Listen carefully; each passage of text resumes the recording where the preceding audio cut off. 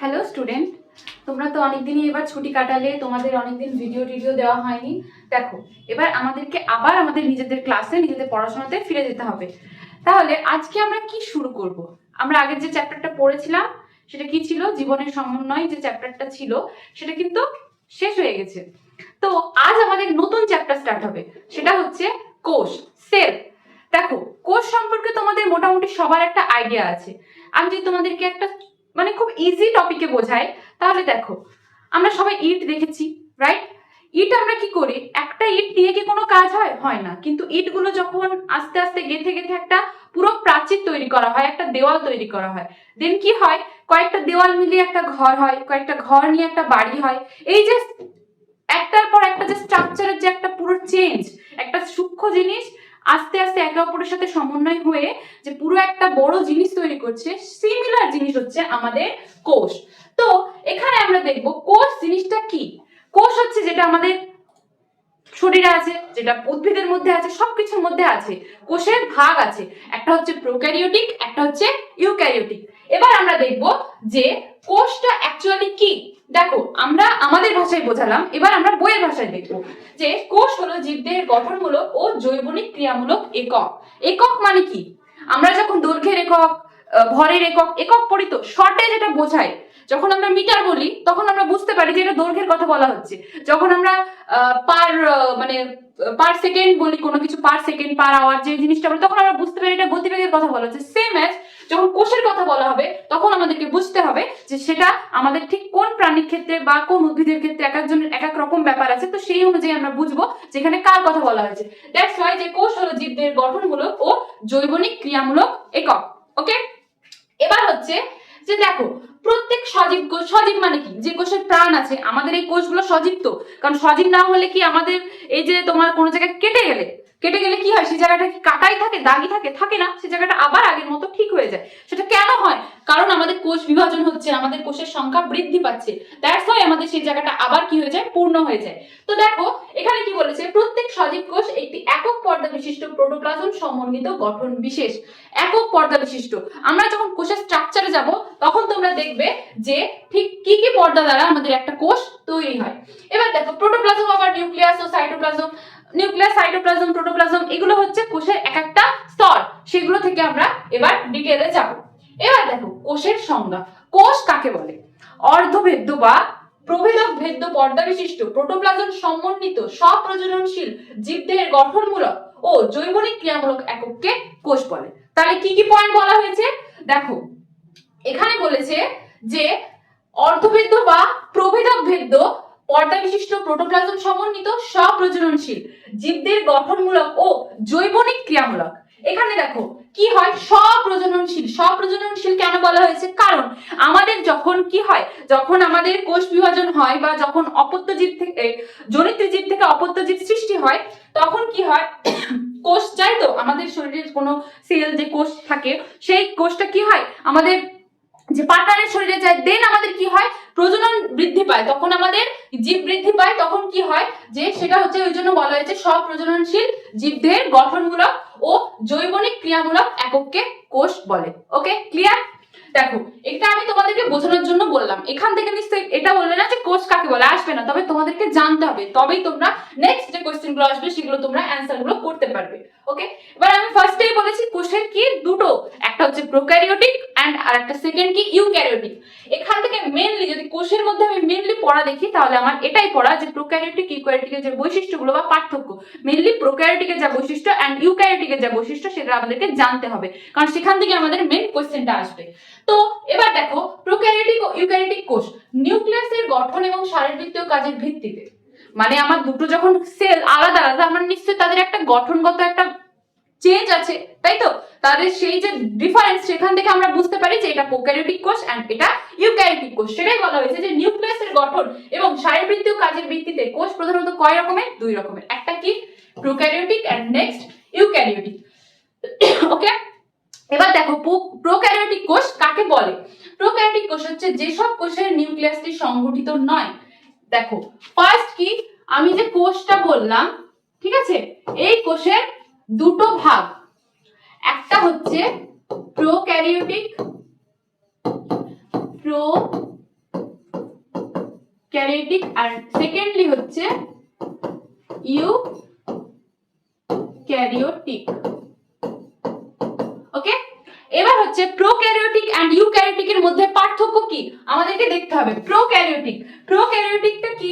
প্রোক্যারিওটিকটা হচ্ছে যেসব কোষের নিউক্লিয়াসটি সংগঠিত নয়, অর্থাৎ নিউক্লিয়াসের নির্দিষ্ট নিউক্লিয় পর্দা নিউক্লিয়াস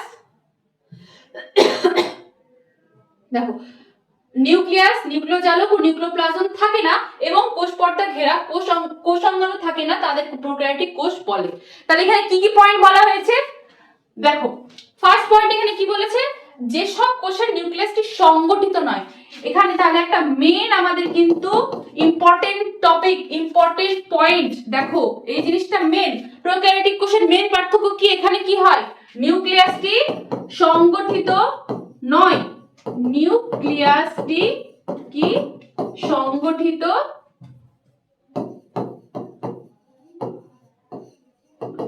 নয়। ওকে, এটা হচ্ছে তোমার প্রোক্যারিওটিকের পয়েন্ট। ফার্স্ট পয়েন্ট কি, নিউক্লিয়াসটি সংগঠিত নয়, অর্থাৎ মানে এবার তো আমাকে বলতে হবে যে কি সংগঠিত নয়, অর্থাৎ নিউক্লিয়াসের নির্দিষ্ট মানে একটা নিউক্লিয়াস কেমন, নিউক্লিয়াসের স্ট্রাকচার আমরা এর আগে দেখেছি। নিউক্লিয়াসে কি থাকে, নিউক্লিয় পর্দা, নিউক্লিওলাস, নিউক্লিওজালক এগুলো থাকে। একটা ধরো গোল নিউক্লিয়াস, সেখানে একটা নিউক্লিওলাস থাকে, তারপর নিউক্লিওজালক, নিউক্লিয় পর্দা, নিউক্লিওপ্লাজম এগুলো থাকে, তো সেটা আমরা জানি। এখানে কি হয়, নিউক্লিয়াসটি সংগঠিত নয় মানে কি নিউক্লিয়াস, নিউক্লিওজালক ও নিউক্লিওপ্লাজম থাকে না এবং কোষ পর্দা ঘেরা কোনো কোষাঙ্গাণু থাকে না। কোষাঙ্গাণু means like Golgi body, ribosome, lysosome যেগুলো আছে আমাদের কোষাঙ্গাণু, সেগুলো কি হয়, থাকে না, তাদেরকে কি বলা হয়, প্রোক্যারিওটিক কোষ। ক্লিয়ার? তাহলে তোমরা বুঝলে। তাহলে তোমাদেরকে যদি বলা হয় যে প্রোক্যারিওটিক কোষ, তাহলে কোষের যে শ্রেণী বিভাগ তার মধ্যে কার ক্ষেত্রে নিউক্লিয় পর্দাটি সংগঠিত নয়, নিউক্লিয় পর্দাটি কার ক্ষেত্রে সংগঠিত নয়, যার সেটা হচ্ছে আমাদের প্রোক্যারিওটিক কোষ। প্রোক্যারিওটিক কোষের কি থাকে না, নিউক্লিয় পর্দা গঠিত সংগঠিত নয়, বিকজ এখানে নিউক্লিওলাস, নিউক্লিয় পর্দা, নিউক্লিওপ্লাজম এগুলি থাকে না, তাই এটাকে কি বলা হচ্ছে, প্রোক্যারিওটিক কোষ। ওকে, এবার হচ্ছে উদাহরণ, আমি যদি এক্সাম্পল দেখি, এখানে দেখো এক্সাম্পল দেখি, একটা হচ্ছে ব্যাকটেরিয়া, নীলাভ সবুজ শৈবাল, মাইক্রোপ্লাজমা ইত্যাদি। মানে প্রোক্যারিওটিক কোষের যদি এক্সাম্পল বলা হয়, এরকম এক্সাম্পল দিয়ে কোশ্চেন বোর্ডে আসে। যারা তোমরা বোর্ডের স্টুডেন্ট তাদের জন্য এটা ইম্পর্টেন্ট, কিন্তু খুব একটা তোমার ইয়েতে এনএম জিএনএম এ দেবে না যে একটা এক্সাম্পল দিয়ে দিল যে এটা কোন কোষ, ওরকম ভাবে দেবে না। কোষের যে কাজ অ্যাকচুয়ালি প্রোক্যারিওটিক ইউক্যারিওটিক কোষ এর যে তোমার পার্থক্য, সেখান থেকেই কোশ্চেন দেবে। এখান থেকে হার্ডলি একটা কোশ্চেন আসবে কি দুটো কোশ্চেন আসবে, তো এই কোশ্চেনটা আমরা অ্যাজ ইউজুয়াল বুঝতে পারি যে কোনটা আসতে পারে। তো তোমরা দেখো, এবার বলেছে কি ইলেকট্রন অনুবীক্ষণ যন্ত্রের দৃশ্য একটি প্রোক্যারিওটিক কোষের এই যে একটা স্ট্রাকচার দেওয়া হলো। এবার আমরা এই স্ট্রাকচারটা দেখব যে অ্যাকচুয়ালি আমাদের প্রোক্যারিওটিক কোষটি দেখতে কেমন। তাহলে দেখো প্রথমেই এখানে দেখো, এখানে কি কোনো নিউক্লিয়াস দেখতে পাচ্ছ? নিউক্লিয়াস আছে, এই যে দেখো রাইবোজোম আছে, নিউক্লিয়েড আছে, পলিজোম, প্লাজমিড, ফ্লাজেলাম, ফিব্রি, ক্যাপসুল, কোষ আছে, সবকিছু আছে, কিন্তু এখানে কি নেই, এখানে যে নিউক্লিয়াস সেই নিউক্লিয়াস কিন্তু নেই, নিউক্লিয়াস নেই, that's why it is prokaryotic কোষ। ওকে, এবার দেখো আমরা দেখবো ফার্স্ট পয়েন্ট, আমরা পয়েন্ট ওয়াইজ যেমন দেওয়া আছে আমরা তেমনই তোমাদেরকে বোঝাচ্ছি, তেমনই পড়বে, তোমাদের কাছে এটা ইজি হবে। তো ফার্স্ট আছে ক্যাপসুল, ক্যাপসুল বা স্লাইম স্তর। তো তোমরা এটাকে ক্যাপসুল হিসেবে মনে রাখতে পারো, স্লাইম স্তর হিসেবেও মনে রাখতে পারো। দেখো এখানে কি বলেছে, আদি কোষ বিশেষ করে কোন কোষ ব্যাকটেরিয়ার কোষ বাইরের একটি পুরো শক্ত আবরণী ক্যাপসুল বা স্লাইম স্তর পরিবেষ্টিত থাকে। এইখানে দেখো একদম সব থেকে বাইরের স্তরটা, একদম যে আমাদের প্রোক্যারিওটিক কোষ, তোমাদের কাছে ক্লিয়ার হচ্ছে আশা করছি। এই যে প্রোক্যারিওটিক কোষ তার সব থেকে যে বাইরের স্তর শক্ত পুরু, সব থেকে বাইরে যে থাকবে তাকে তো সব থেকে শক্ত হতেই হবে, তাই না? আমরা যখন একটা বাড়ি তৈরি করি তার যে ভিতটা করি সেটা সব থেকে শক্ত তৈরি করি যাতে আমাদের বাড়িটা মজবুত থাকে।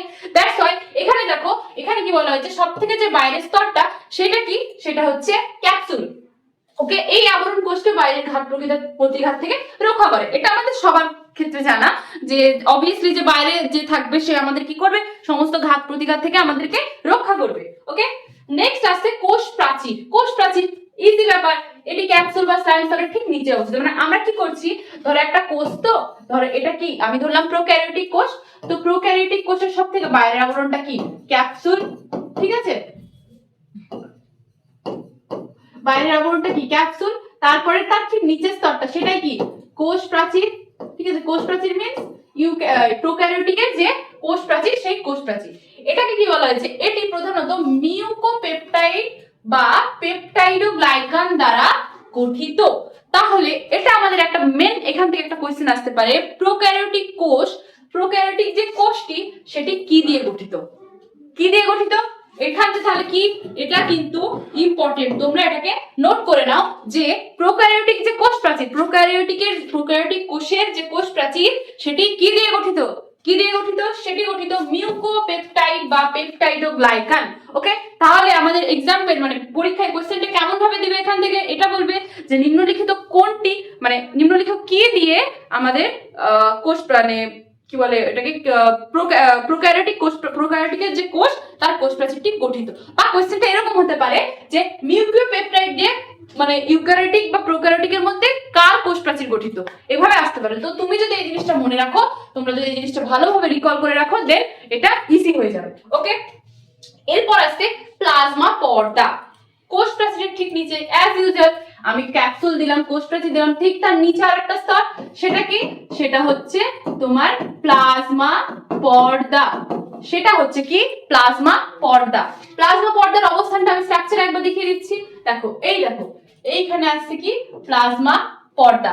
কোষ প্রাচীরটা কোথায় ছিল, এই যে এটা ছিল, এই মানে এই দাগটা ধরো, এখানে কি আছে, এটা হচ্ছে তোমার ক্যাপসুল, তারপর এইটা হচ্ছে তোমার কোষ প্রাচীর, দেন এটা হচ্ছে তোমার প্লাজমা পর্দা।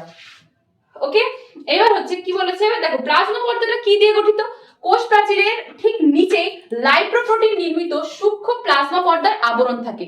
তাহলে এবার আমরা দেখব যে পরপর যে আমরা স্ট্রাকচারে দেখলাম যে ফার্স্টে যে ক্যাপসুল আছে, দেন ক্যাপসুলের পর যে কোষ প্রাচীরটা আছে, তারপর কোষ প্রাচীরের ঠিক নিচেই আমাদের কি প্লাজমা পর্দাটা অবস্থিত।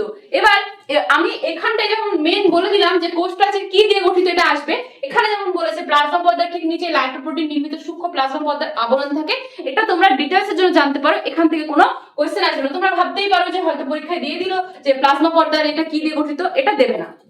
নেক্সট দেখো এখানে কি বলেছে যে সাইটোপ্লাজম, আমরা পরপর আসি, তাহলে সাইটোপ্লাজম কি হবে, নিশ্চয়ই প্লাজমা পর্দার নিচে থাকবে, কারণ আমরা উপর থেকে আস্তে আস্তে নিচে যাচ্ছি স্ট্রাকচার ওয়াইজ। দেন দেখো আদিকোষের প্লাজমা পর্দা বিশিষ্ট জেলির মতো অর্ধতরল পদার্থকে সাইটোপ্লাজম বলে। সাইটোপ্লাজম নামটা শুনেই আমরা বুঝতে পারছি এটা কোনো একটা তরল পদার্থের কথা বলা হয়েছে। তো সাইটোপ্লাজমটা ঠিক কিরকম, সেটা হচ্ছে প্লাজমা পর্দা বিশিষ্ট জেলির মতো। তাহলে আমাদের কোশ্চেন তো এরকম, মানে আমি ধরো আমি বলছি না যে আসবে, কিন্তু এখান থেকে আসতে পারে কেমন, যে প্রোক্যারিওট আদিকোষ মানে কার কথা বলা হয়েছে, প্রোক্যারিওটিক কোষ, রাইট। তো প্রোক্যারিওটিক কোষের প্লাজমা পর্দা বিশিষ্ট মানে ওর মধ্যে যে জেলির মতো পদার্থ থাকে সেটার নাম কি। যদি এটা মানে সবথেকে ইজি কোশ্চেন দেয় তাহলে এটা দিবে, যদি সব থেকে মনে হয় যে একদম ইজি কোশ্চেন দেন এটা আসবে। তাহলে কি হচ্ছে, আদিকোষের প্লাজমা পর্দা বিশিষ্ট জেলির মতো যে অংশ সেটার নাম কি, সাইটোপ্লাজম। ক্লিয়ার? তো এবার দেখো সাইটোপ্লাজম মুক্ত রাইবোজোম সঞ্চিত খাদ্যবস্তু, লিপিড, গ্লাইকোজেন দানা থাকে। আদিকোষের রাইবোজোম 70S প্রকৃতির হয়। আদি কোষের সাইটোপ্লাজমে কোনো পর্দা ঘেরা কোষাঙ্গাণু থাকে না। এই পয়েন্টগুলো আমাদের ইম্পর্টেন্ট কিসের জন্য, সেটা হচ্ছে যখন আমরা দেখো এটা পড়াচ্ছি তো তোমাদের মনে হতে পারে একটু জটিল লাগছে, ম্যাম এই জায়গাটা হয়তো বুঝতে পারছি না কি কি বলছে, কারণ দেখো বায়োলজি মিন্স একটা স্ট্রাকচার থাকবে, তার গঠন আর তার কাজ, এটাই বায়োলজি, বায়োলজিতে আর কিচ্ছু নেই, এটাই জিনিস। এবার তোমাদেরকে বলি আমি যে দেখো এবার এই জিনিসটা যখন আমি তোমাদেরকে এরপর ইউক্যারিওটিক কোষটা পড়াবো, দেন ওর দুটোর মধ্যে যে ডিফারেন্সটা পড়াবো, তখন তোমাদের এইগুলো সব ইজি হয়ে যাবে। এখানে আর একটা কোয়েশ্চেন এটা, যে ধরো কোয়েশ্চেন এরকম দিতে পারে যে প্রোক্যারিওটিকের যে রাইবোজোম সেটির প্রকৃতিটা কিরকম, এই অপশনে থাকলো 70S 20S 80S থাকলো পরপর। তো এটাও একটা মেন ইম্পর্টেন্ট কোয়েশ্চেন, ঠিক আছে, এটাও তোমরা নোট করে রাখো। তাহলে আদিকোষের রাইবোজোম কেমন প্রকৃতির হয়, 70S প্রকৃতির, ঠিক আছে। এবার সাইটোপ্লাজমে কোনো পর্দা ঘেরা কোষাঙ্গাণু থাকে না, এই তো তোমাদেরকে বলেই দিচ্ছি। নেক্সট দেখো mycoplasma gallisepticum, what is this, এটা কি, এতক্ষণ তো একটু ইজিতে যাচ্ছিলাম, এই আবার কি থেকে কি চলে আসলো, এটা কিছুই না, এটা হচ্ছে তোমার একটা ক্ষুদ্র তোমার কি বলবো জীবাণু বলতে পারো, যেটা নর্মালি তোমার পশু পশু পাখি বলতে গেলে পাখি বা এদের কি হয় সংক্রমণ মানে হয় না যে কখনো কখনো আমরা দেখি না যে মুরগির মধ্যে কোনো একটা রোগ হলো যেটা হয়তো ছড়িয়ে গেল, এরকমই হচ্ছে একটা ভাইরাসের নাম হচ্ছে মাইকোপ্লাজমা গ্যালিসেপ্টিকাম। ওকে, এবার দেখো সবচেয়ে ক্ষুদ্রতম কোষ, সবচেয়ে বড় সবচেয়ে ক্ষুদ্রতম যে কোষ তার ব্যাস 0.1 মিউ। ওকে, সবচেয়ে বড় আয়তনের কোষ হচ্ছে উট পাখির ডিম। তাহলে সব থেকে বড় কোষ কোথায় দেখতে পাই? সব থেকে বড় কোষে যদি এক্সাম্পল দেওয়া হয় এটা কিন্তু আসে, এটা কিন্তু ইম্পর্টেন্ট। তাহলে কি সবচেয়ে যদি বড় কোষ হয়, ঠিক আছে, সবচেয়ে বড় কোষ তার এক্সাম্পলটা কি? উট পাখির ডিম। নরমালি আমরা কোষ কি আমরা ইমাজিন করতে পারি, কিন্তু কোষ কি আমরা আলাদাভাবে দেখতে পারি না। কিন্তু এই যে এই কোষটা এতটাই বড়, ডিম তো আমরা দেখতে পাই, উট পাখির যে ডিমটা হয় সেইটা হচ্ছে আমাদের সবচেয়ে বড় আয়তনের কোষ। এর আয়তনটা কত? 170 মানে মিলিমিটার ইন্টু 135 মিলিমিটার ন্যানোমিটার, মানে তোমরা ওটাকে গুণ করে নাও। এবং দীর্ঘতম কোষ স্নায়ু কোষ, ঠিক আছে। সব থেকে বড় আয়তনের দিক থেকে যদি দেখি, আয়তনের দিক থেকে, তাহলে সেটা হচ্ছে সবচেয়ে বড় যদি কোষ, সেটা যদি আয়তনের দিক থেকে দেখি, ঠিক আছে, আয়তনের দিক থেকে হচ্ছে কি উট পাখির ডিম। আর দীর্ঘতম কোষ দৈর্ঘ্যের দিক থেকে দেখি, দৈর্ঘ্যের আলাদা আয়তনের আলাদা, অবভিয়াসলি আয়তন ব্যাপারটা আলাদা জিনিস, দৈর্ঘ্য ব্যাপারটা আলাদা জিনিস। তো দৈর্ঘ্যের দিক থেকে কি সেটা হচ্ছে স্নায়ু কোষ। তাহলে এই দুটো জিনিস তোমরা গুলিয়ে ফেলবে না। যখন আয়তনে বলবে বড় তাহলে সেটা কি উট পাখির ডিম, আর যখন দৈর্ঘ্যের ক্ষেত্রে বলবে তখন সেটা কি, তখন সেটা হচ্ছে তোমার স্নায়ু কোষ, ঠিক আছে, সেটা হচ্ছে তোমার স্নায়ু কোষ। এইবার হচ্ছে এককোষী সবচেয়ে বড় উদ্ভিদ কোষ, এককোষী সবচেয়ে বড় উদ্ভিদ কোষ হচ্ছে অ্যাসিটাবুলেরিয়া, যার দৈর্ঘ্য 5 থেকে 10 সেমি। বহুকোষী উদ্ভিদের সবচেয়ে বড় কোষ হলো র্যামি নামক গাছের বাকলের একটি তন্তু। খালি চোখে দেখা যায় উদ্ভিদ কোষ অ্যাসিটাবুলেরিয়া, এবং প্রাণী কোষ হচ্ছে পাখির ডিম। তাহলে উদ্ভিদ কোষ কি? অ্যাসিটাবুলেরিয়া। ওকে, আর প্রাণী কোষটা কি? সেটা হচ্ছে পাখির ডিম। তাহলে এখান থেকে এটা মনে রাখার মতো একটা বিষয়। তাহলে এখানে যদি আমাকে বলে যে খালি চোখে দেখা যায়, আমরা তো সবকিছু অনুবীক্ষণ যন্ত্রের সাহায্যে যেমন দেখি, তেমন এতটাই দৈর্ঘ্য আয়তনে বড় যেটা আমরা খালি চোখেও দেখতে পারি। তো কি বলা হয়েছে যে খালি চোখে দেখা যায়, এবং উদ্ভিদ কোষ হচ্ছে তোমার অ্যাসিটাবুলেরিয়া, এন্ড প্রাণী কোষ হচ্ছে পাখির ডিম। ওকে, এবার আমাদের আছে কি জেনেটিক পদার্থ। এবার দেখো কোষের মধ্যে তো জেনেটিক পদার্থ আছেই না, কারণ কোষের সংজ্ঞাতে আমরা পড়ছি স্বপ্রজননশীল। স্বপ্রজননশীল মানে কি? আমাদের জনন ক্ষমতায় সাহায্য করছে। তাহলে অবভিয়াসলি সেখানে আমাদের কি থাকছে? জেনেটিক পদার্থ থাকছে, ঠিক আছে। এবার দেখো জেনেটিক পদার্থ কি?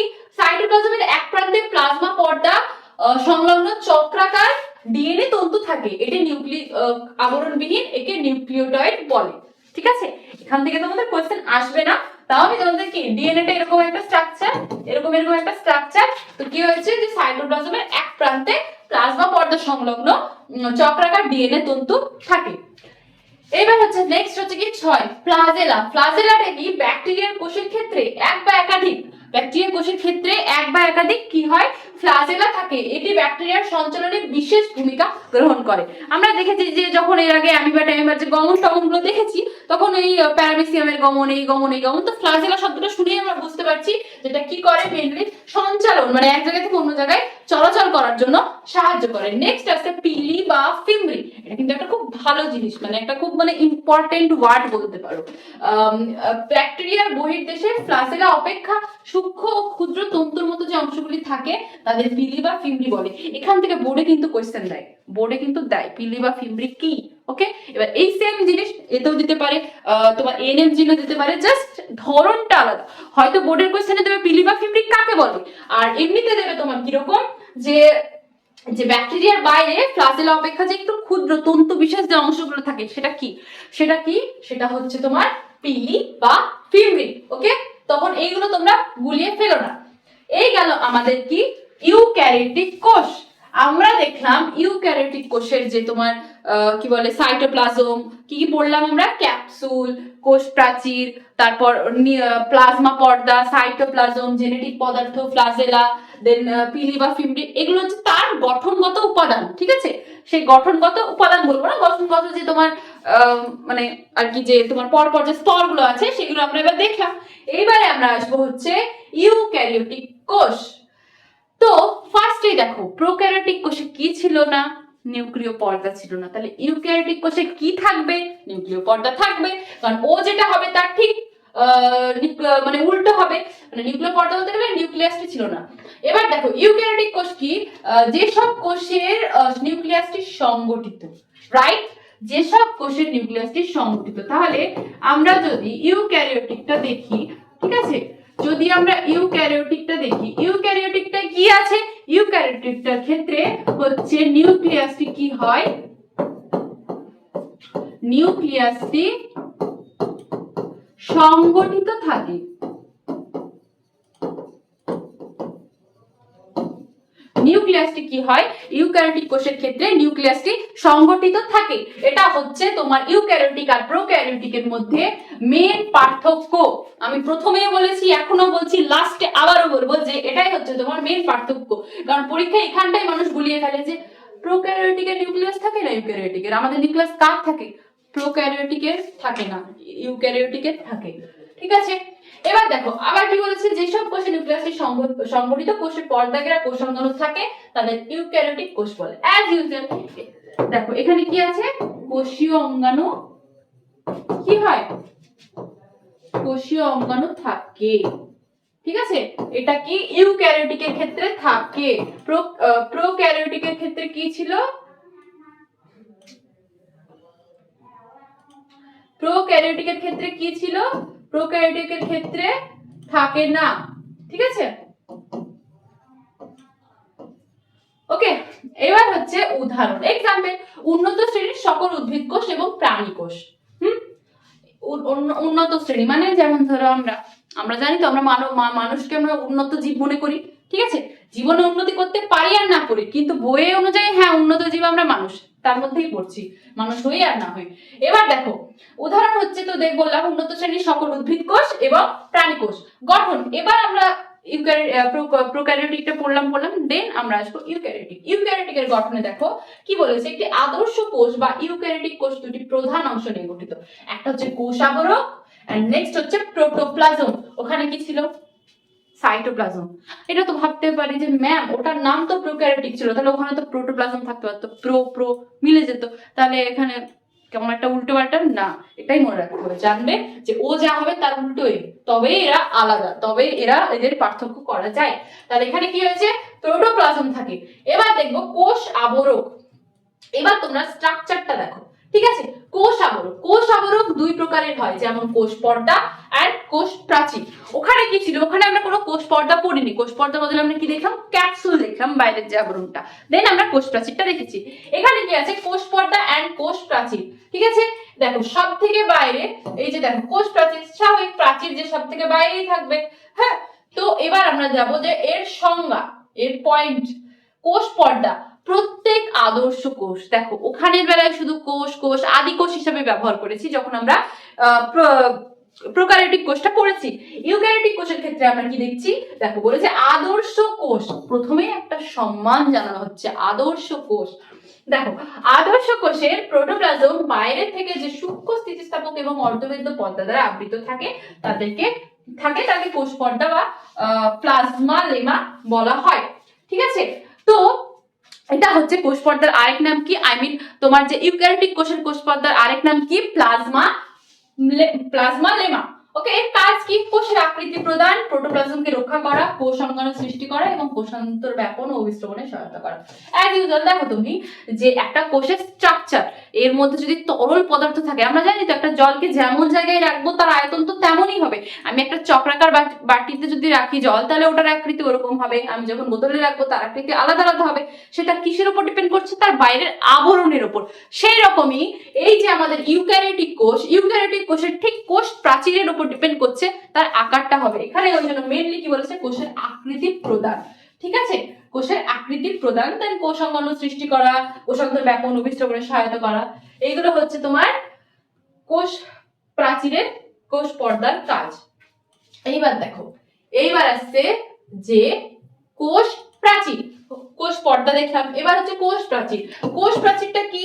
উদ্ভিদ কোষের কোষ পর্দার বাইরে যে পুরো জড় স্থিতিস্থাপক ও ভেদ্য আবরণ থাকে তাকে কোষ প্রাচীর বলে। প্রাণী কোষে কোষ প্রাচীর থাকে না, প্রাণী কোষে কোষ প্রাচীর থাকে না, প্রাণী কোষে কোষ প্রাচীর থাকে না। কারণ আমাদের এই যে স্কিন, এটা কিন্তু কোনো প্রাচীর নেই, এই যে এগুলোই কিন্তু কোষ।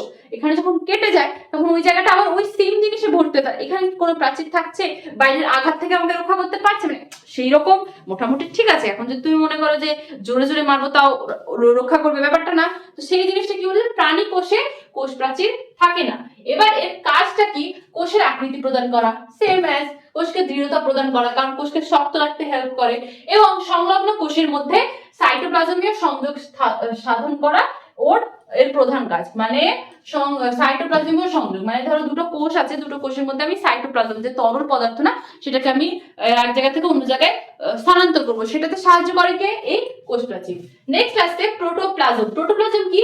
এটা হচ্ছে কোষ পর্দার মধ্যস্থ অর্ধতরল কোলয়েডাল ও জেলির মতো সজীব অংশ। ইহা দুটি প্রধান অংশ, যেমন নিউক্লিওলাস ও সাইটোপ্লাজম। আমরা যদি স্ট্রাকচারটা দেখি, এই স্ট্রাকচারটা তুমি দেখো, এখানটায় কোষ প্রাচীরের যদি স্ট্রাকচার দেখা যায় তাহলে এখানে দেখবে, এই স্ট্রাকচারটা দেখে বুঝতে পারবে। এখানে দেখো নিউক্লিয়াস আছে, যেটা আমাদের ওই প্রোক্যারিওটিক কোষে ছিল না। নেক্সট আরেকটা কি আছে, এই যে নিউক্লিওলাস আছে, তো এবার আরেকটা কি আছে তোমার, কি বলে, সাইটোপ্লাজম। এখানে সাইটোপ্লাজমও আছে, সাইটোপ্লাজমটা এখানে দেখিয়ে দেয়নি, মানে সাইটোপ্লাজম ধরো তোমার এই যে তরল পদার্থ থাকে সেটা হচ্ছে তোমার সাইটোপ্লাজম, ঠিক আছে। এবার হচ্ছে কি যে তাহলে ইহা দুটি প্রধান অংশে বিভাজিত, সেটা হচ্ছে নিউক্লিয়াস আর সাইটোপ্লাজম। তাহলে প্রোটোপ্লাজমটা কিন্তু তাহলে কেন প্রোটোপ্লাজম তোমার প্রোক্যারিওটিকে থাকে না, বুঝতে পারলে? কারণ সেখানে কিন্তু নিউক্লিয়াস থাকে না। এবার হচ্ছে নিউক্লিওলাস। এতক্ষণ ধরে nucleolus nucleolus, what is nucleolus? এই মানে নিউক্লিয়াস, নট নিউক্লিওলাস, নিউক্লিয়াস। দেখো আমাদের নিউক্লিয়াসের গঠনটা কিন্তু ইম্পর্টেন্ট বোর্ডের জন্য, অনেক সময় দেয় নিউক্লিয়াসের স্ট্রাকচারটা অঙ্কন করো, 2, 3 কি 5-এ আসে, যাই হোক। এবার হচ্ছে ইহা প্রোটোপ্লাজমের সবচেয়ে ঘন, প্রায় গোলাকার এবং পর্দা বিশিষ্ট অংশ। এই যে আমি মোটামুটি আর কি চেষ্টা করেছি গোল আকার যতটা পেরেছি, চলো আরেকবার ট্রাই করি। ধরো একটা গোল, কি গোল মানে গোল তো হলো না, ডিম্বাকার হয়ে গেল, যাই হোক গোল টাইপসের। এটা হচ্ছে কি গোল নিউক্লিয়াস। এই নিউক্লিয়াসে কি থাকে? নিউক্লিয় পর্দা, মানে এর যে বাইরের পর্দা সেটা হচ্ছে তোমার কি নিউক্লিয় পর্দা, ঠিক আছে। এরপর কি হয়েছে যে নিউক্লিয় প্লাজম, প্লাজম মিন্স তরল পদার্থ। আমি বললাম সাইটোপ্লাজম প্রোটোপ্লাজম সবই কি তরল পদার্থের সাথে রিলেটেড, তো তাহলে এর মধ্যে যে তোমার ডট ডট ডট, মানে ডট ডট আকারে বোঝাচ্ছি, এখানে যে তরলটা থাকে সেটা হচ্ছে তোমার নিউক্লিয় প্লাজম, ঠিক আছে। আমি তো মুখে বলে দিচ্ছি, একটু কষ্ট করে তোমরা লেখাগুলো বুঝে নিও। এবার হচ্ছে নেক্সট আসছে নিউক্লিওলাস। এর মধ্যে গোল মতো একটা থাকে, ঠিক আছে, একদম এর মধ্যে একটা গোল থাকে। দেখো ইহা নিউক্লিয়াস মধ্যে একটি একাধিক ঘন গোলাকার অংশ। এইটা হচ্ছে তোমার কি নিউক্লিওলাস, নিউক্লিওলাস। এবার হচ্ছে নিউক্লিয় জালিকা। ইহা নিউক্লিয়াস মধ্যস্থ প্যাঁচানো সুতোর মতো জালিকা, যা থেকে কোষ বিভাজনের সময় ক্রোমোজোমের সৃষ্টি। ক্রোমোজোম সম্পর্কে আমরা এখন পড়বো না, ওটা আমরা আলাদা ভাবে পড়বো। এখানে দেখো এরকম কি হয়, জালিকা থাকে, ঠিক আছে, এই জালিকা থাকে, এটাকে বলা হয় তোমার নিউক্লিয় জালিকা। অ্যাকচুয়ালি এটা স্ট্রাকচারটা ইজি, কেন দেখো তোমরা নাম পড়লে বুঝতে পারবে যে অ্যাকচুয়ালি জিনিসটা কি হবে, অঙ্কনটা ঠিক কিভাবে করতে হবে। তো এই গেল তোমার নিউক্লিয়াসের মানে স্ট্রাকচার। এবার এর কাজ কি? নিউক্লিয়াসের কোষের সমস্ত বিপাকীয় কাজগুলো নিয়ন্ত্রণ করে। তাছাড়া কোষ বিভাজন এবং জীবের বংশগত বৈশিষ্ট্যের পরিস্ফুটন সঞ্চালন পরিব্যক্তিতে প্রধান ভূমিকা গ্রহণ করে, তাই নিউক্লিয়াসকে কোষের মগজ বলে। তাহলে কোষের মগজ কাকে বলে? কোশ্চেন আসতেই পারে, কারণ এক একজনকে এক এক রকম ভাবে অভিহিত করা হয়েছে, যার যেমন কাজ। তাহলে সে মগজ কি, আমাদের এই যে ব্রেন দ্বারা আমরা সবকিছু পরিচালনা করছি, সেও কি করছে কোষের মধ্যে এই যে তোমার বংশগত কাজ, বিপাকীয় কাজ, এগুলোকে নিয়ন্ত্রণ করছে। যে নিয়ন্ত্রণে রাখে সেই তো মাথা। তো আমাদের মাথার মধ্যে কি থাকে? মগজ থাকে। তাহলে কোষের মগজ কাকে বলা হচ্ছে? নিউক্লিয়াসকে। মনে থাকবে এই জায়গাটা, এটা একটু মনে রাখবে, হ্যাঁ। এইবার হচ্ছে সাইটোপ্লাজম। What is cytoplasm? দেখো, নিউক্লিয়াস ছাড়া প্রোটোপ্লাজমের বাকি সজীব অংশকে সাইটোপ্লাজম বলে। মানে আমরা পড়লাম যে প্রোটোপ্লাজমের মধ্যে দুটো জিনিস থাকে, একটা হচ্ছে সাইটোপ্লাজম, একটা নিউক্লিয়াস। তাহলে নিউক্লিয়াসটা তো পড়ে নিলাম, তাহলে নিউক্লিয়াস ছাড়া বাকি যেটুকু থাকবে সেটুকু কি? সেটুকু হচ্ছে তোমার সাইটোপ্লাজম। এবার কি হচ্ছে সাইটোপ্লাজমে কি থাকে? ইহা বর্ণহীন, অস্বচ্ছ, থকথকে অর্ধতরল পদার্থ। অবভিয়াসলি প্লাজম মিন্স তরল পদার্থ, তো এটা ওই রকমই। যে সাইটোপ্লাজমের ধাত্র বা হায়ালোপ্লাজম, অর্থাৎ যার মধ্যে সাইটোপ্লাজমীয় অঙ্গাণু বা এবং নানান অজীবজ বস্তু ভাসমান বা নিহিত অবস্থায় থাকে, এবং সাইটোপ্লাজমীয় বস্তু বা ট্রোফোপ্লাজম, মানে তোমার এই যে তোমার ফার্স্ট কি বললাম সাইটোপ্লাজমীয় ধাত্র, নেক্সট আসছে সাইটোপ্লাজমীয় বস্তু। সাইটোপ্লাজমীয় বস্তু আবার কি? সেটা হচ্ছে দু প্রকার, যেমন সাইটোপ্লাজম মধ্যস্থ সজীব বস্তু যেটা সাইটোপ্লাজমীয় অঙ্গাণু বলে, এবং সাইটোপ্লাজম মধ্যস্থ অসজীব বস্তু যেটাকে সাইটোপ্লাজম ইনক্লুশন বলে। এখান থেকে খুব একটা কোশ্চেন দেয় না, কারণ এটা কি বলতো মানে ওভার ডিটেইল আছে, ঠিক আছে? কিন্তু তোমাদেরকে আমরা ফার্স্টেই বলেছি আমাদের কোশ্চেন কিন্তু একদম বেসিক থেকে আসে, মানে বেসিক। তোমরা যদি যদি যখন এক্সামে কোশ্চেন আসে তোমরা যদি বলো যে না ম্যাম এটা কঠিন, কঠিন এই কারণে কারণ তোমরা বেসিক জিনিসটা পড়োনি, এই জন্য মনে হয় কঠিন, কিন্তু খুব ইজি কোশ্চেন আসে, প্রচুর ইজি। তো এবার আমরা দেখবো যে সাইটোপ্লাজমের অপেক্ষাকৃত স্বচ্ছ স্থিতিস্থাপক বাইরের এক্টোপ্লাজম এবং ভেতরের দিকে দানাদার অপেক্ষাকৃত কম সান্দ্র অংশকে এন্ডোপ্লাজম বলে। এগুলো কোশ্চেন দেবে না, এগুলো তোমরা কোশ্চেন যখন প্র্যাকটিস করাবো, আর যদিও বা দেয় আমরা তো কোশ্চেন প্র্যাকটিস করবো, তখন আমরা এমনি বুঝে যাবো। কারণ আমরা একটা চ্যাপ্টার যখন পড়ি তখন সেখান থেকে আমরা ধারণা নিই, সেখান থেকে আমরা বলতে পারবো না যে ঠিক কতগুলো কোশ্চেন আমাদের আসতে পারে, কতগুলো আসতে পারে না, আমরা বেসিক ধারণা নিতে পারি। কিন্তু যখন আমরা কোশ্চেন প্র্যাকটিস করবো তখন দেখবে সবকিছু ইজি হয়ে যাবে। এবার হচ্ছে কোষের কোষ পর্দার মধ্যস্থ সম্পূর্ণ অংশকে প্রোটোপ্লাস্ট বলে, এবং কোষ পর্দার মধ্যস্থ সম্পূর্ণ সজীব অংশকে প্রোটোপ্লাজম বলে। প্রোটোপ্লাজম ও নিউক্লিয়াস ও সাইটোপ্লাজমের সমষ্টি। প্রোটোপ্লাজমটা কি? নিউক্লিয়াস ও সাইটোপ্লাজমের সমষ্টি, সেটা আমরা আগেই বলেছি। ঠিক আছে।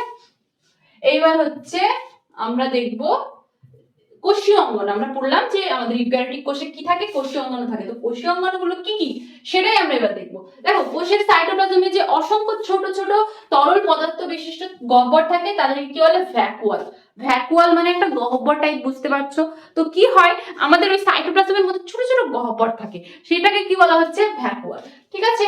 এই ভ্যাকুয়াল গুলো কি হয়? লাইটোপ্রোটিন দ্বারা গঠিত পর্দা থাকে। অপরিণত উদ্ভিদ কোষ, এগুলো থেকে কিছু নেই, বেকার টাইম ওয়েস্ট করে লাভ নেই। তোমরা দেখো, এবার আসতে আমরা প্রথমেই বললাম যে কোষ অঙ্গাণু থাকে। কি কোষ অঙ্গাণু থাকে?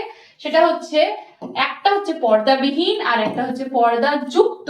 এবার দেখো, পর্দাবিহীন দুটো, আমাদের যদি কোশ্চেন দেয় কোষ অঙ্গাণু, পর্দাবিহীন কোষ অঙ্গাণুর নাম কি? দুটোই আছে, দুটো মনে রাখবে, একটা হচ্ছে রাইবোজোম আর একটা হচ্ছে centrosome. Ribosome and centrosome, clear? বারবার করে এটাকে মনে রাখতে হবে। তোমাদের নিজেদেরকে খাতায় যখন লিখবে, এখানে যখন ছক করা আছে, তখন নিজেদের ব্রেনে, খাতায় তো অবশ্যই করবে, প্লাস ব্রেনে একটা ছক করে নেবে যে কোষাঙ্গাণু, পর্দাবিহীন কোষাঙ্গাণু আর পর্দাযুক্ত। পর্দাবিহীনটা কি? Ribosome and centrosome. ইটস কিন্তু ইম্পর্টেন্ট, ক্লিয়ার? এবার পর্দাযুক্ত। পর্দাযুক্তর মধ্যে আবার কি আছে? দেখো, পর্দাযুক্তর মধ্যে আমি যদি বলি তাহলে কিন্তু সবকটা হচ্ছে গলগি বস্তু, lysosome, endoplasmic reticulum, mitochondria, plastid, nucleus, সবকটা পড়ছে। এবার যদি বলে যে একক পর্দাযুক্ত কোষ অঙ্গাণুর নাম, তাহলে কি? এই যে গলগি বস্তু, লাইসোজোম, এন্ডোপ্লাজমিক রেটিকুলাম। মানে এটা কি শর্টকাটে যদি বলি গলা এ রে, মানে আমি যদি বলি যে এখানে পর্দাযুক্ত, ঠিক আছে, পর্দাযুক্ত মিন্স মানে একক পর্দাযুক্ত। একক পর্দাযুক্তটা কি হবে? আমি যদি শর্টে বলি তোমার গলা এ রে, ঠিক আছে, গলা এ, মনে রাখবে গ গ মানে গ ফর গলগি বস্তু, লা ফর এই যে লাইসোজোম, এন্ড এ রে এন্ডোপ্লাজমিক রেটিকুলাম। ইটস হচ্ছে একক পর্দাযুক্ত। এবার হচ্ছে দ্বি দ্বি একক পর্দাযুক্ত। যদি দ্বি একক পর্দাযুক্ত হয়, ঠিক আছে, তাহলে সেটা কি? সেটা হচ্ছে তোমার মাপানি। মা পা নি।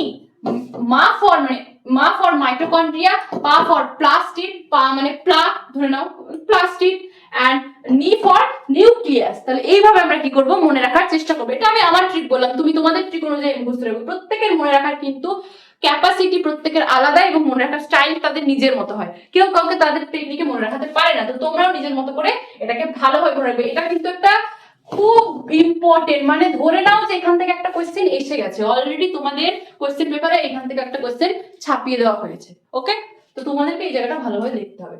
এবার আমরা একটু তার ডিটেলে পড়বো। এবার দেখো মাইটোকন্ড্রিয়া। মাইটোকন্ড্রিয়া কি? মাইটোকন্ড্রিয়া হচ্ছে তোমার সজীব কোষের সাইটোপ্লাজমে ছড়িয়ে থাকা দ্বিএকক পর্দা বিশিষ্ট, আমরা মাইটোকন্ড্রিয়া দেখে নিয়েছি, দ্বিএকক পর্দা বিশিষ্ট ডিম্বাকার বা সূত্রাকার যে অঙ্গাণু প্রয়োজনীয় শক্তি উৎপন্ন করে তাকে মাইটোকন্ড্রিয়া বলে। এখানে অ্যাকচুয়ালি কাকে বলে দেখার দরকার নেই, আমি তোমাদেরকে একটা করে নাম বলছি, তার কাজটা বলছি, কারণ কাজগুলো দিতে পারে। কাজ কি? মাইটোকন্ড্রিয়া কি করে? কোষের, এই দেখো কিছু বাদ দাও, এইখানটাই দেখে নাও, মাইটোকন্ড্রিয়াকে কোষের শক্তি ঘর বলে, power house of a cell. ঠিক আছে, it's important, very very important, not important, it's very very important. Power house of cell, ঠিক আছে, power house of cell, power house of cell, power house of cell. Power house of cell কাকে বলে? Mitochondria, mitochondria, it's more important. ঠিক আছে, ধরে নাও এটা চলে এসেছে, ধরে নাও, কি ধরতে হবে না, চলে এসেছে গ্যারান্টি। দেখো এবার হচ্ছে গলগি বডি। গলগি বডিতে কি? গলগি বডি হচ্ছে, দেখো নামটা শুনেই মনে হচ্ছে না একটা কেমন একটা নরম নরম একটা ব্যাপার, একটা থলথলে একটা ব্যাপার, সেই জিনিসটা হচ্ছে দেখো যেমন মনে হচ্ছে তেমন, চ্যাপ্টা থলি, ভেসিকল এবং বৃহৎ গহ্বর। ঠিক আছে, এটা নিয়ে গঠিত। এবার এটার কাজ কি? এরা কোষের খরিত পদার্থ সংগ্রহ পরিবহনে সহায়তা করে। এবার মেন দেখো অনেক কিছুই থাকবে, সব তো ইম্পর্টেন্ট হয় না, যেটা ইম্পর্টেন্ট সেটা আমি বারবার করে বলে দিয়েছি। এবার গলগি বডির একটা মোটামুটি ধারণা রাখবে, তোমরা যখন পড়বে তখন সবই ধারণা তৈরি হয়ে যাবে। নেক্সট আসছে সেন্ট্রোজোম। সেন্ট্রোজোমটা কি? প্রাণী কোষের সাইটোপ্লাজমে নিউক্লিয়াসের কাছে অবস্থিত তারকাকৃতি যে উজ্জ্বল অঙ্গাণু কোষ বিভাজনের সময় বেমতন্তু গঠনে সহায়তা করে তাকে সেন্ট্রোজোম বলে। তাহলে আমাদের কোষ বিভাজনের সময় আমরা যখন এরপর কোষ বিভাজন পড়বো তখনও তোমরা দেখবে যে কোষ বিভাজনের সময় বেমতন্তু গঠনে সাহায্য করে কে? সেন্ট্রোমিয়ার। It's also important. তাহলে এটাও কি? এটাও তোমার ইম্পর্টেন্ট, এটাও ইম্পর্টেন্ট। ঠিক আছে, এবার এর দুটি অংশ থাকে, একটা হচ্ছে সেন্ট্রিওল, সেন্ট্রোজোম মধ্যস্থ দুটি উজ্জ্বল কণিকা বিশেষ মানে কণিকা বিশেষ, এবং সেন্ট্রোস্ফিয়ার, সেন্ট্রিওলকে ঘিরে থাকা গাঢ় সাইটোপ্লাজমিক ব্যবস্থা। এটার ডিটেইল আমরা যখন কোষ বিভাজন পড়বো তখন তোমরা দেখতে পাবে। এইবার আসছে তোমার এই যে তোমার কি পড়লাম আমরা, সেন্ট্রোজোমের এর যে কাজ। ঠিক আছে, কোষ বিভাজনের সময় বেমতন্তু গঠন করে, কোষ বিভাজনে সাহায্য করে, সেন্ট্রোজোম বলে তো দিলাম। প্লাস্টিড, প্লাস্টিডটা কি? এটা হচ্ছে তোমার রঞ্জক পদার্থ। ঠিক আছে, রঞ্জক পদার্থ, এখানে হয়তো ক্লিয়ার আসছে না, তোমরা দেখো বুঝতে পারছো কিনা আমি জানি না, মুখে বলে দিচ্ছি, শোনো। দেখো সবুজ প্লাস্টিড, ঠিক আছে, ক্লোরোপ্লাস্টিড যা সালোক সংশ্লেষে সাহায্য করে। ক্লোরো কথাটা আছে মানে chlorophyll, chlorophyll means green, green মানে উদ্ভিদ, উদ্ভিদ মানে সবুজ, মানে সবুজের একটা ব্যাপার মানে সালোক সংশ্লেষ। ঠিক আছে, আমরা এটা কিন্তু ফার্স্ট চ্যাপ্টারে কিছুটা হলেও জেনেছি, পড়েছি। তো এই হচ্ছে তোমার ক্লোরোপ্লাস্টিড। রঙিন প্লাস্টিড বা ক্রোমোপ্লাস্টিড, এটা হচ্ছে সবুজ রঞ্জক ছাড়া অন্যান্য রঞ্জক পদার্থ প্লাস্টিড, এরা ফুল ও ফলের বর্ণ করে। তাহলে প্লাস্টিড কি করে? মেইনলি আমাদের প্লাস্টিকের দুটো ভাগ, একটা হচ্ছে তোমার সবুজ প্লাস্টিক, সেটা কি করে? আমাদের সালোক সংশ্লেষে সাহায্য করে। এন্ড আরেকটি হচ্ছে তোমার এই যে ক্রোমোপ্লাস্টিক, সেটা কি করে? সবুজ মানে গাছ ফাছ ছাড়া তার যে ফুল ফল এগুলোতে আমাদের সহায়তা করে, মানে বর্ণ গঠনে সহায়তা করে। আর নেক্সট আছে লিউকোপ্লাস্টিক, এটি বর্ণহীন প্লাস্টিক, এরা বর্ণহীন। তাহলে এখান থেকে কিন্তু আমি বলতে যাবো এই জায়গাটা কেন বলছি, কারণ কোশ্চেন যদি জটিল করে, জটিল কেন বলি বলতো, কোশ্চেন কঠিন ওটার জন্য বলি না, আমাদের মেন, যেমন আমরা যদি জানি যে power house of the cell কি, সবাই পাবো, সবাই, কিন্তু যদি বলা হয় বর্ণহীন প্লাস্টিক খুব কম লোকই পারবে, কিন্তু কোশ্চেনটা কিন্তু কঠিন না, কোশ্চেনটা সচরাচর আমাদের চোখে পড়ে না, তাই ওটা আমরা মনে হয় যে কঠিন, কিন্তু কঠিন না। এই যে বর্ণহীন প্লাস্টিক, ঠিক আছে, বর্ণহীন প্লাস্টিক, এটা কি? এটা হচ্ছে তোমার লিউকোপ্লাস্টিক, লিউকোপ্লাস্টিড। ওকে, এটা হচ্ছে তোমার বর্ণহীন প্লাস্টিড। আমি এটা বলে দিলাম কারণ কোশ্চেন কি কেমন দেবে, কোশ্চেন আর আমাদের হাতে নেই, আমরা শুধু তোমাদেরকে ধারণা দিতে পারবো, বাকি তো তোমাদের কাজ। নেক্সট আসছে এন্ডোপ্লাজমিক রেটিকুলাম। এন্ডোপ্লাজমিক রেটিকুলামটা কি? কোষের সাইটোপ্লাজমে নিউক্লিয় পর্দা থেকে কোষ পর্দা পর্যন্ত বিস্তৃত যে চ্যাপ্টা থলির মতো বা নালিকার মতো অঙ্গাণু সাইটোপ্লাজমকে কি করে? অসংখ্য প্রকোষ্ঠে বিভক্ত করে, তাকে এন্ডোপ্লাজমিক রেটিকুলাম বলে। দানাবিহীন নালিকা বা টিউবেলস এবং ক্ষুদ্র গহ্বরের মতো ভেসিকল থাকে। সিস্টার্নি, রাইবোসোম দানাযুক্ত সিস্টার্নি, এটার ভাগটা বলে দিয়েছে।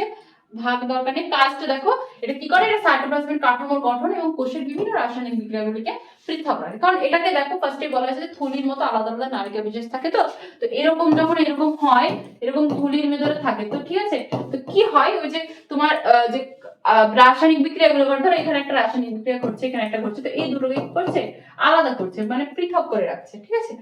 এইবার আছে তোমার ribosome. What is ribosome?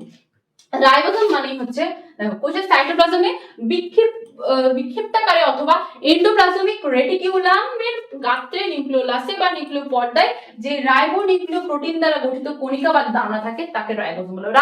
Ribosome মানে হচ্ছে একটা তোমার সূক্ষ্ম দানা, ঠিক আছে। এর কাজ কি? প্রোটিন সংশ্লেষ করা। তাহলে রাইবোজোমের কাজ, তাহলে রাইবোজোমের কাজ কি এটা দিতে পারেন এতে, তাহলে রাইবোজোমের এই প্রোটিন সংশ্লেষ করে, তো এই যে প্রোটিন সংশ্লেষ করে, এটা কার কাজ? এটা হচ্ছে রাইবোজোমের কাজ। আমি কিন্তু বোর্ডে তোমাদের সবকিছু লিখি না, তোমরা প্রথম থেকে আমার ক্লাস যারা ফলো করেছে তারা জানো যেটা খুব ইম্পর্টেন্ট, যেটা মানে মোস্ট অফ মানে প্রচুর ইম্পর্টেন্ট, সেটাই আমি বোর্ডে তোমাদেরকে আবার লিখে দেখাই আর তোমাদেরকে বলি, মার্ক করি, পয়েন্ট করি। তো ইটস অলসো ইম্পর্টেন্ট। রাইবোজোমের কাজ, গঠন কেউ দেবে না, কাজই দেবে। এবার হচ্ছে যে লাইসোজোম। লাইসোজোমটা কি? লাইসোজোমকে আত্মঘাতী থলি মনে হয় বলের, ওয়েট বলছি তাই বলে তো মনে হয়, মানে আই এম নট ক্লিয়ার। ওকে, দেখো লাইসোজোম কি? সাধারণত প্রাণীকোষের সাইটোপ্লাজমে লাইকোপ্রোটিন পর্দা ঘেরা উৎসেচকপূর্ণ যে ক্ষুদ্র গোলাকার বা বর্তুলাকার থলির মতো অঙ্গাণু থাকে তাদের লাইসোজোম বলে। লাইসোজোম কাকে বলে এটা দেবে না। তো এবার হচ্ছে কাজ, কোষীয় বস্তু পরিপাকে সহায়তা করে এবং এর প্রধান কাজ। এরপর আছে এরপর আছে তোমার মাইক্রোটিউবিউলস, ঠিক আছে। উদ্ভিদ এবং প্রাণী কোষের সাইটোপ্লাজমে অতি সূক্ষ্ম কতগুলি নালিকা দেখা যায়। এটা কিন্তু আমাদের ওই এর মধ্যে পড়িনি, একক পর্দা বিশিষ্ট কোষীয় অঙ্গাণুর মধ্যে ছিল না মাইক্রোটিউবিউলস, কিন্তু তাও আমরা এখানে দেখবো যে উদ্ভিদ এবং প্রাণী কোষের সাইটোপ্লাজমে অতি সূক্ষ্ম কতগুলি নালিকা দেখা যায়, এদেরকে মাইক্রোটিউবিউলস বলে। টিউবিউল মানে নালিকা, সো মাইক্রোটিউবিউল মানে অতি সূক্ষ্ম নালিকা, এইভাবে তোমরা মনে রাখবে। এটি কি করে? কোষের জল, আয়তন, ক্ষুদ্র অণু পরিবহন এবং কোষ বিভাজনের সময় ডেমতন্তু ও অ্যাস্টার গঠনে সহায়তা করে, ঠিক আছে। এরপর আছে তোমার সাইটোপ্লাজমীয় ইনক্লুয়েন্স। সজীব কোষে কোষ অঙ্গাণু ছাড়াও বিভিন্ন প্রকার নির্জীব বস্তু দেখা যায়। এগুলি হলো বিভিন্ন প্রকার সঞ্চিত খাদ্যবস্তু, যেমন শ্বেতসার দানা, গ্লাইকোজেন, অ্যালিওরন দানা, তৈলবিন্দু ইত্যাদি, ঠিক আছে। এই হচ্ছে তোমার কয়েক প্রকার গঠিত পদার্থ যেগুলো পড়লাম, যেমন নেকটার, রঞ্জক পদার্থ, মকরন্দ, উৎসেচক ইত্যাদি, এবং বর্জ্য পদার্থ যেমন ট্যানিন, গদ, তৌরুক্ষীর, জৈব অ্যাসিড, উপেক্ষার ইত্যাদি। এগুলো খুব জটিল লাগছে, আমারই লাগছে, তোমাদেরও লাগবে। যাই হোক, এইবার আমরা তো এতক্ষণ ধরে পড়লাম, উদ্ভিদ পড়লাম, প্রাণী পড়লাম, ইউক্যারিওটিক পড়লাম, প্রোক্যারিওটিক পড়লাম। এবার আমাদের ক্লাসের লাস্ট মোমেন্ট আমরা এসেছি, কি? এটা হচ্ছে উদ্ভিদ কোষ আর প্রাণী কোষের পার্থক্য। চলো একবার আমরা রিকল করে নিই। নেক্সট, ফার্স্ট, উদ্ভিদ কোষের কি হয়? কোষ প্রাচীর থাকে, প্রাণী কোষের থাকে না, কারণ আমরা জানি প্রাণী কোষে কোষ প্রাচীর থাকে না, প্রথমেই বলেছি। Next, microvilli. উদ্ভিদ কোষে থাকে না, প্রাণী কোষে থাকে। পিনোসাইটিক গহ্বর উদ্ভিদ কোষে গঠিত হয় না, প্রাণী কোষে গঠিত হয়। ক্লোরোপ্লাস্ট উদ্ভিদ কোষে থাকে, প্রাণী কোষে থাকে না। সেন্ট্রোজোম উদ্ভিদ কোষে থাকে না, প্রাণী কোষে থাকে। লাইসোজোম উদ্ভিদ কোষে সাধারণত থাকে না, প্রাণী কোষে থাকে। এগুলো হচ্ছে তোমাদের পার্থক্য, তোমরা দেখে নেবে।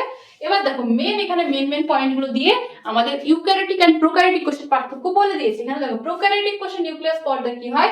আদিম প্রকৃতির, অর্থাৎ ইহা নিউক্লিয় পর্দা, নিউক্লিওলাস, নিউক্লিওজালক, নিউক্লিওপ্লাজম এগুলো থাকে না, কেবল ডিএনএ দিয়ে গঠিত। এই প্রকার নিউক্লিয়াসকে নিউক্লিওয়েড বলে। তাহলে নিউক্লিওয়েড কাকে বলে? এটা কিন্তু বোর্ডের কোশ্চেনে দেয়। ইউক্যারিওটিক কোষে দেখো আদর্শ নিউক্লিয়াস উপস্থিত, মানে নিউক্লিয় পর্দা, নিউক্লিওলাস, নিউক্লিয়রস, নিউক্লিওপ্লাজম সমস্ত কিছু জড়িত যে নিউক্লিয়াসটা সেটা থাকে, ঠিক আছে। এবার হচ্ছে কোষাঙ্গাণু। প্রোক্যারিওটিক কোষে কি কোষাঙ্গাণু থাকে কি থাকে না? থাকে না। এই কোষে পর্দাকারে কোনো কোষাঙ্গাণু যেমন mitochondria, plastid, Golgi body, lysosome এগুলি থাকে না। আর ইউক্যারিওটিক কোষে কি পর্দাকারে কোষাঙ্গাণু থাকে, আমরা পড়েছি। রাইবোজোম প্রোক্যারিওটিক কোষের ক্ষেত্রে কি 70s প্রকৃতির, আর ইউক্যারিওটিক কোষের ক্ষেত্রে 80s প্রকৃতির। তাহলে এটা মনে রাখবে, কারণ এক্সাম্পলে যখন কোশ্চেন দিল যে ইউক্যারিওটিক কোষে রাইবোজোম নিম্নলিখিত কি প্রকৃতির, 70s 80s গুলিয়ে গেল, তোমরা 70s করে আসলে কি 60s করে আসলে, তাহলে তো নাম্বারটা কাটা যাবে, তাই না? তো এইটা আমাদের ভালোভাবে মনে রাখতে হবে। প্রোক্যারিওটিক 70s, ঠিক আছে, আর ইউক্যারিওটিক হচ্ছে 80s। নেক্সট আছে কোষপ্রাচীর। কোষপ্রাচীর থাকে যারা মুখ্য উপাদান হলো মিউরেন ও মিউকোপেপটাইড। আমরা বলেছি যে প্রোক্যারিওটিকের যে কোষপ্রাচীর সেটা কি দ্বারা গঠিত, দেখো যেগুলো আমরা মেন বলেছি সেগুলোই কিন্তু পার্থক্যতা দিয়েছে। মিউকোপেপটাইড বা পেপটাইড ও গ্লাইকান দিয়ে গঠিত, সেটা কি, সেটা হচ্ছে প্রোক্যারিওটিক কোষের কোষপ্রাচীর। আর এটা কি ইউক্যারিওটিক কোষের কোষপ্রাচীরটা হচ্ছে থাকে মানে উদ্ভিদ কোষে থাকে যার মুখ্য উপাদান হচ্ছে সেলুলোজ, প্রাণী কোষে কোষপ্রাচীর থাকে না। স্বচ্ছনুসেচক সাইটোপ্লাজম বা প্লাজমা পর্দার অন্তর্গাত্রে থাকে এবং সাইটোপ্লাজম বা মাইটোকন্ড্রিয়ার মধ্যে থাকে। ক্রোমোজোম এখানে গঠিত হয় না, মানে প্রোক্যারিওটিক কোষে গঠিত হয় না, ইউক্যারিওটিক কোষে গঠিত হয়। কোষ বিভাজন হচ্ছে অ্যামাইটোসিস প্রকৃতির, আর ইউক্যারিওটিক কোষের কোষ বিভাজন হচ্ছে মাইটোসিস এবং মিয়োসিস প্রকৃতির। ঠিক আছে, এই প্রোক্যারিওটিক কোষে ভ্যাকুয়াল থাকে না, আর ইউক্যারিওটিক কোষে মানে উদ্ভিদ কোষের ক্ষেত্রে থাকে, প্রাণী কোষের ক্ষেত্রে থাকে না। ইউক্যারিওটিক কোষ হচ্ছে তোমার যেটা উদ্ভিদ প্রাণী দুটোতে দেখা যায়, আর প্রোক্যারিওটিক মেইনলি তোমার উদ্ভিদের ক্ষেত্রে মনে হয় দেখা যায়, প্রাণীতে দেখা যায় না। এবার হচ্ছে তোমার দেখো এটা অ্যামাইটোসিস প্রকৃতির। আমরা যখন নেক্সট আমরা পড়বো কোষ বিভাজন সেখানে দেখবো যে amitosis, meiosis, mitosis, what is this, এগুলো আমরা পড়বো।